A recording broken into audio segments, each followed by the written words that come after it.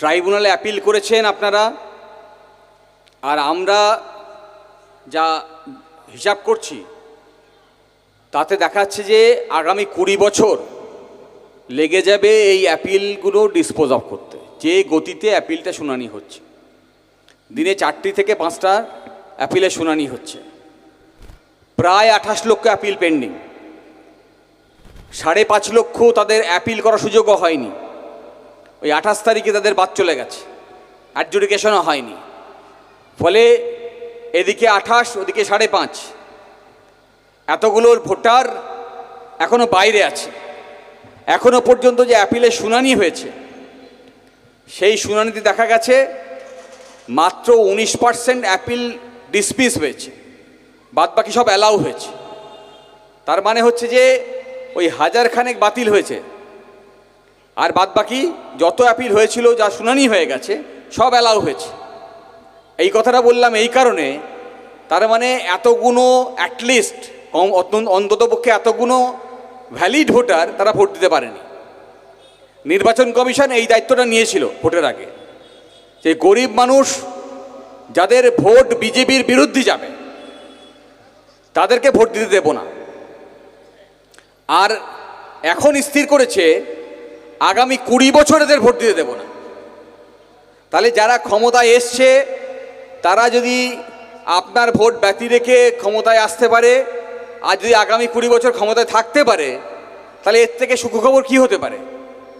ফলে মাঝে মাঝে একটু বিজেপি ভয় দেখাবে যে এই সব 1 কোটি ঘুষপেটিয়া বলেছিল না, অমিত শাহ বলেছিল, তারপরে শুভেন্দু অধিকারী বলেছিল ভোটের আগে। এখন তো প্রমাণ করতে পারছে না যে 1 কোটি ঘুষপেটিয়া আছে। তাহলে 1 কোটি ঘুষপেটিয়া ওকে প্রমাণ করতে হবে, আর প্রমাণ করতে হবে বলেই ও এখন মাঝে মাঝে ভয় দেখাচ্ছে যে রেশন বন্ধ করে দেব, আবাস যোজনার টাকা দেব না, লক্ষ্মী ভাণ্ডার দেব না। আবার কেউ কেউ লক্ষ্মী ভাণ্ডার পেয়েছে কিন্তু একসাথে এই ভোটার লিস্টের নামটা নেই। ফলে এরূপ যারা সীমান্তবর্তী এলাকা, সেখানকার পুলিশ গিয়ে ভয় দেখাচ্ছে যে তোমাকে বর্ডার পার করে দেবো। আমার কাছে কিছু কিছু লোক এসছে, গোটা 3 লোকের এরকম খবর এসছে যাদের পুলিশ তুলে নিয়ে গেছে। তো আমি তাদের বাড়ির লোককে বলেছি, এসছে আমার কাছে, যে পুলিশ তুলে নিয়ে গেছে সেই পুলিশ জামাই আদর করে ঘরে আপনার ফেরত দিয়ে যাবে, আর সে দায়িত্ব আমরা নেব। তবে এই যে আমরা নেব বলছি, এই লড়াইতে আপনারা যদি সঙ্গ দেন তবেই এই লড়াই সম্ভব। আমরা একদম চিহ্নিত করতে চাই কারা কারা অপরাধী। আমরা নির্বাচন কমিশন বলেছিল যে এই কটা ডকুমেন্ট থাকলে তার নাম ভোটার লিস্টে থাকবে। আমাদের কাছে এই ডকুমেন্টস আছে, আমার নাম ভোটার লিস্টে নেই কেন জবাব দিতে হবে। জবাব দিতে হবে এলাকার ডিএমকে, জবাব দিতে হবে এলাকার বিডিওকে, বিএলআরওকে, এসডিওকে, সবাইকে। আমরা বলছি আদালতে একটা মামলা করছি আমরা, জনস্বার্থ মামলা, সেইখানে আপনাদের সহযোগিতা প্রয়োজন। এই তথ্যগুলো আপনাদের দিতে হবে, তার ফরম্যাট আমি এই যারা নেতারা আছেন তাদের কাছে দিয়ে যাব। একটা চিঠি করেছি, গণস্বাক্ষর প্রয়োজন, যে কেন কারণ না দেখিয়ে আমার নামটা বাতিল করা হলো। আমাদের সংবিধান ন্যাচারাল জাস্টিস বলে একটা অধিকার দিয়েছে। এই অধিকারের মূল বক্তব্য হচ্ছে যে আপনার যদি কোনো অধিকার খর্ব হয় তাহলে আপনাকে কারণ দর্শাতে হবে, কি কারণে আপনার অধিকার খর্ব করা হবে, এবং সেই কারণ পাওয়ার পরে আপনার অধিকার আছে জবাব দিয়ে বলা যে এটা আপনি করতে পারেন না, তার কারণ আমার কাছে এই জবাব আছে। 12খানা ডকুমেন্টে যে ডকুমেন্ট বলেছেন আছে আমার কাছে। আমার 6টা বাচ্চা নেই, আমার বয়সের যে পার্থক্য দেখতে পাচ্ছেন এই পার্থক্যটা নেই। তাহলে এই জবাবের পরে শেষ হয়নি। আমাদের সংবিধান অধিকার দিয়েছে ন্যাচারাল জাস্টিসের মধ্যে যে তারপরও যদি আপনার নাম বাতিল করতে হয় তাহলে একটা কারণ লিখতে হবে, লিখিত কারণ, মুখে মুখে নয়। কারণ একটা লিখতে হবে, এখানেই শেষ নয়, কারণ লিখে সেই কারণ আপনাকে জানাতে হবে। তাহলে আজকের দিনে যত ভোটার এখানে বসে আছেন তাদের কাছে হয়তো লজিক্যাল ডিসক্রিপেন্সির নোটিশটা গেছে, তারা হয়তো গিয়ে জবাবটাও দিয়েছেন, কিন্তু তার জন্যে কোনো কারণ রেকর্ড করা হয়েছে কিনা আপনারা জানেন না, আর সেই কারণ আপনার কাছে পৌঁছাইও নি। আমি ওই আগের মিটিংয়ে গিয়ে বললাম যে বসিরহাট আদালতে যদি কেউ মামলা করে বা বনগাঁ আদালতে যদি কেউ মামলা করে, সেই মামলায় যদি কেউ হেরে যায় তাহলে একটা জাজমেন্টের কপি নিয়ে জজ কোর্টে যায়। তা আপনার কাছে জাজমেন্টের কপিই নেই, তাহলে অ্যাপিল করবেন কি করে? অথচ আমরা সবাই অ্যাপিল করে বসে আছি। এই হচ্ছে বাস্তবতা। তাহলে আমার যা যা সংবিধানের অধিকার, একটা অধিকারও ওরা রাখলো না। যার দায়িত্ব ছিল আমার নাম অন্তর্ভুক্ত করে ভোট করা, তারা দেখে আমরা পরিসংখ্যান দিয়ে দেখাতে পাচ্ছি যে ভ্যালিড ভোটারের নাম বাদ দিয়ে নির্বাচন করলো। আর আগামী 20 বছর তারা নিশ্চিত করতে চাইছে যাতে ভোটার লিস্টে আপনার নামটা না আসে। দু চারটে করে ঢোকাবে আর আপনাদের মধ্যে ভাগাভাগি করবে। এমনি ধর্মে ধর্মে ভাগাভাগি করছে, হিন্দু একদিকে, মুসলমান একদিকে, খ্রিস্টান একদিকে, বাঙালি একদিকে, হিন্দিভাষী একদিকে। আর এই ভাগাভাগি করে দিয়ে আক্রমণ করছে হকারের উপরে, হকারের পেটে লাথি মারছে, গরিবের ঘর ভাঙছে। এইটা হচ্ছে একটা সম্মিলিত চক্রান্ত। লড়তে হবে তো এর বিরুদ্ধে। যদি লড়তে হয় তাহলে যার নাম বাদ গেছে, যার নাম বাদ যায়নি, যে হিন্দু ধর্মের, যে মুসলমান ধর্মের, যে খ্রিস্টান ধর্মের, নামাজের জন্য অপেক্ষা করতে হলে এই পরিবেশটা থাকুক। এইখানে হিন্দু মুসলিম সবাই এক জায়গায় মিলে আমরা অপেক্ষা করেছি নামাজ হচ্ছে বলে। ঠিক একই রকমভাবে যদি অন্য ধর্মের কোনো কর্মসূচি হতো বা রিচুয়ালস মানার প্রশ্ন থাকতো, আমরা একই রকমভাবে সঙ্গত দেব।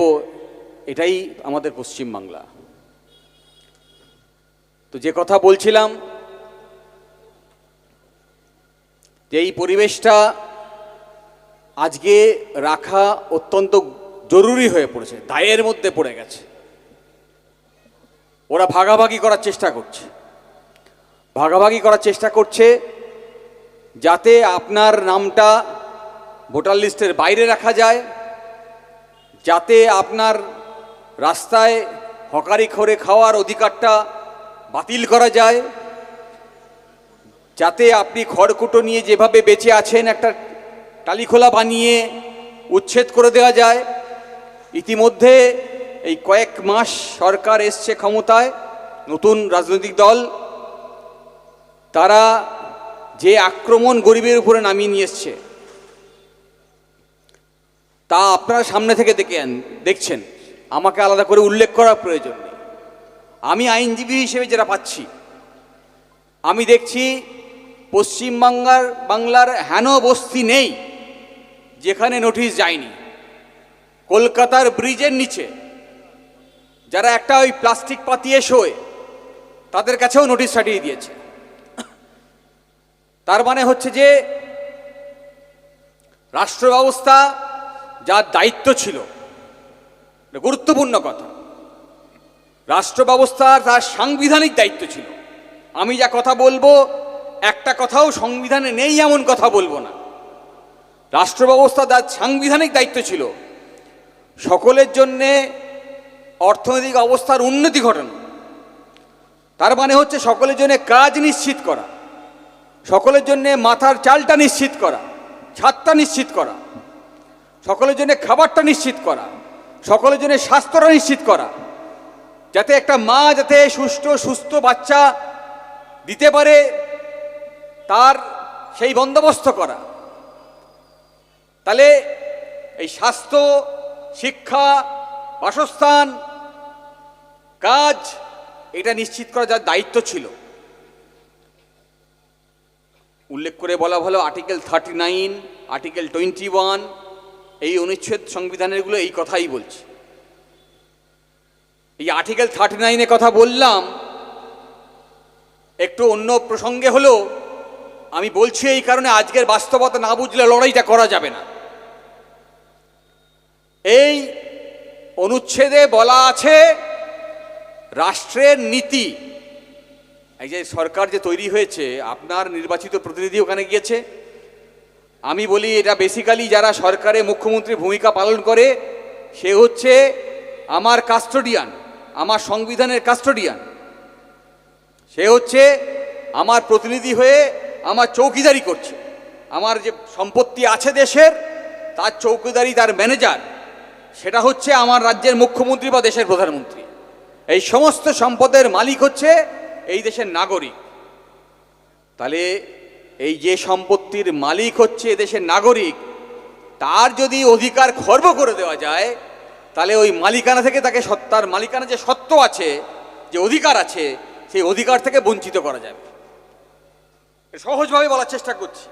তাহলে এই যত নাগরিক আছে, এদের যদি নিজের নিজের অধিকার থেকে বঞ্চিত করা যায়, তাহলে এই যে কথা বললাম, সংবিধান বলেছে এই দেশের সমস্ত সম্পত্তির মালিক হচ্ছে দেশের নাগরিক, যাকে ম্যানেজ করার দায়িত্ব, যাকে ম্যানেজারের ভূমিকা হয় না, যারা আমি বলেছি অনেক জায়গায় কথা বলেছি যে এই মন্দিরে দেখবেন বা দেবত্ব সম্পত্তি থাকে না, সে বাইর থাকে না, ওয়াকফ সম্পত্তিতে থাকে না মতবালি, ওই সম্পত্তি দেখাশোনা করার জন্য সে বাইরকে দেখাশোনা করার দায়িত্ব দেওয়া থাকে। এই সমস্ত দেশের সম্পত্তি দেখভালের দায়িত্ব রাজ্যের মুখ্যমন্ত্রীকে দেওয়া হয়, দেশের প্রধানমন্ত্রীকে দেওয়া হয়, কিন্তু সম্পত্তির মালিক কিন্তু আপনি। আর বলা আছে আর্টিকেল 39-এ যে এই সম্পত্তির ব্যবহার এমন হবে যাতে গরিব আর ধনী লোকের মধ্যে যে অর্থনৈতিক বৈষম্য আছে, এই বৈষম্য ধীরে ধীরে দূর করা যায়। দেশ স্বাধীন হয়ে গেছে 47 সালের পরে, 1950 সালে সংবিধান এসছে, তারপরে আমরা এত বছর পেরিয়ে এসছি, এত যুগ পেরিয়ে এসছি। রাষ্ট্রের নীতি সংবিধান মতে দায়িত্ব ছিল যে যখন ক্ষমতায় এসছে সে জমির পাট্টা দিয়ে হোক, ঘর বানিয়ে দিয়ে হোক, কাজ দিয়ে হোক, 100 দিনের কাজ দিয়ে হোক, যাতে দুমুঠো দুবেলা খেয়ে পরে বেঁচে থেকে আস্তে আস্তে কিছু সঞ্চয় করে বড় লোকের সঙ্গে গরিব লোকের যে পার্থক্য, সেই পার্থক্য দূর করা যায়। দরকার হলে গরিব মানুষের উপর ট্যাক্স চাপাবো না, বড় লোকের উপর ট্যাক্স চাপাবো, এগুলো সব রাষ্ট্রীয় নীতি হবে।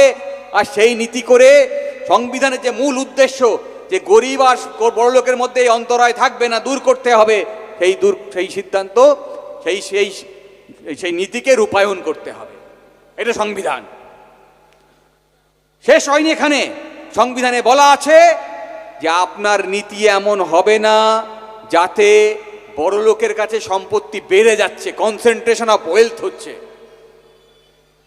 এক জায়গায় সম্পত্তি পুঞ্জীভূত হচ্ছে, হবে না এরকম। আর আমরা কি দেখছি? এই শপিং মল থেকে শুরু করে পেট্রোল পাম্প থেকে শুরু করে সব রিলায়েন্স। এটাই তো বাস্তবতা। যারা হকারি করে রাস্তায় খাচ্ছিল তাদের উচ্ছেদ করে দেওয়া হচ্ছে। এরা কোথায় যাবে? ওরা ওই রিলায়েন্সে শপিং মলে গিয়ে ওই কাজ করবে, সারাদিন দাঁড়িয়ে থেকে থেকে বলবে এই নাও, এটা জিনিস নাও, 10,000 টাকা মাইনের কাজ করবে, 8,000 টাকা মাইনের কাজ করবে। সে নিজের রোজগার নিজে করছিল রাস্তায় দাঁড়িয়ে, তার নিজের রোজগারটা আপনি তাকে কাজ দিতে পারলেন না।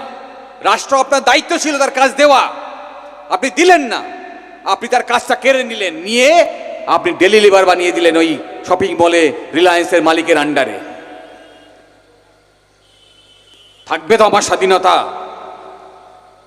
আমি মাঝে মাঝে সংবিধানে যে প্রণেতা ডক্টর আম্বেদকর, তার কথা বলি।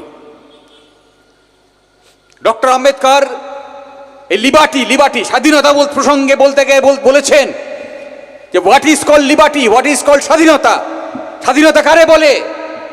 এটা বলতে গিয়ে বলেছেন যে স্বাধীনতা মানে হচ্ছে গরিবের স্বাধীনতা, স্বাধীনতা মানে হচ্ছে দেশের এই যে রাষ্ট্র ব্যবস্থার কথা বলছিলাম, প্রধানমন্ত্রী মুখ্যমন্ত্রীর কথা বলছিলাম, দেশের মধ্যে আইন আছে তার কথা বলছিলাম। এই আইন এমন হবে যে আইন গরিব মানুষের ক্ষমতা বৃদ্ধি করবে আর বড় লোকের কাছে ক্ষমতা কমাবে। তার মানে হচ্ছে রিলায়েন্সের ওই শপিং মলে যে কাজ করবে তার মাইনে 8,000 হবে না 20,000 হবে, শ্রমিকরা ডিসাইড করবে, মালিকের ক্ষমতা কম হবে, সেখানে রাষ্ট্র কন্ট্রোল করবে, রাষ্ট্র রেগুলেট করবে আইন দিয়ে। আইনটা হবে এই রকম। তাহলে কেমন আইন হবে? আইনসভায় পাশ হয় না, লোকসভা বিধানসভায় পাশ হয় তো। তাহলে লোকসভায় বিধানসভায় যদি আপনার ভোট দেওয়ার অধিকারটাই কেড়ে নেওয়া যায়, তাহলে সংবিধানের ওই মূলনীতি আম্বেদকর যে কথা বলেছিলেন তাকে পরাজিত করা যাবে। এইটা হচ্ছে উদ্দেশ্য। তাহলে শত্রুটা বুঝতে হবে, সমস্যাটা বুঝতে হবে, চক্রান্তটা বুঝতে হবে যে আজকের দিনে দাঁড়িয়ে আমরা ভোটাধিকার হারিয়েছি। শুধু ভোটাধিকার হারিয়েনি, আমরা প্রতিদিন কিছু না কিছু হারাতে পড়েছি।